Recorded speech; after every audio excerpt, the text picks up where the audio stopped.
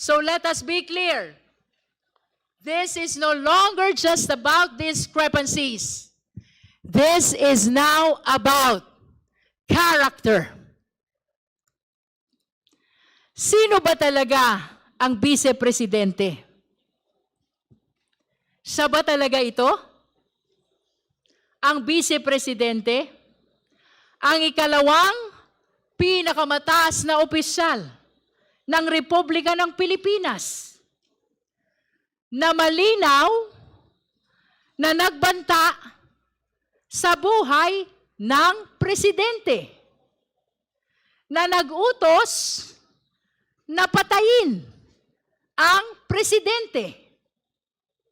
Siya ba itong uhaw sa karahasan na nakuha pang magsalita tungkol sa pagpugot ng ulo ng presidente?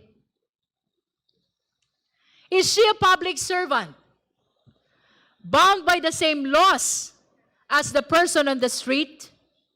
Or one who believes she is above the law? Siya ba ay lingkod bayan na yumuyuko sa batas? O isang makapangyarihang tao na gustong paluhurin ang batas? Ano ba talaga ang kanyang tunay na kulay? Iyan ang tanong natin sa araw na ito. Iyan ang susubukin nating sagutin. At sa huli, babalik tayo sa pinakasimple, ngunit pinakamabigat na tanong. Sa prosesong ito, sa gitna ng mga paratang laban sa vice-presidente at sa gitna ng mga ebidensya, karapat-dapat ba siya sa posisyon niya? Is she still fit in her position as Vice President of the country? Gaya ng lagi nating sinasabi, wala tayong papanigan, kundi ang katotohanan. Saan man tayo dalhin ng ebidensya, doon tayo susunod. Gaano man ito kalayo, gaano man ito kahirap, doon tayo pupunta. Our mandate is clear.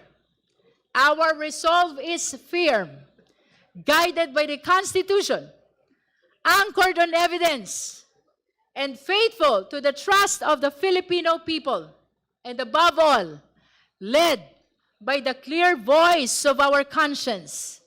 We shall continue this hearing. Ang sabi ng kampo ng Vice-Presidente, let us be cautious. Mag-ingat daw tayo. Ang sagot natin, let us be truthful. Magpakatotoo tayo. With that, maraming salamat po. We direct the committee secretary to call the case. Thank you, Madam Chair.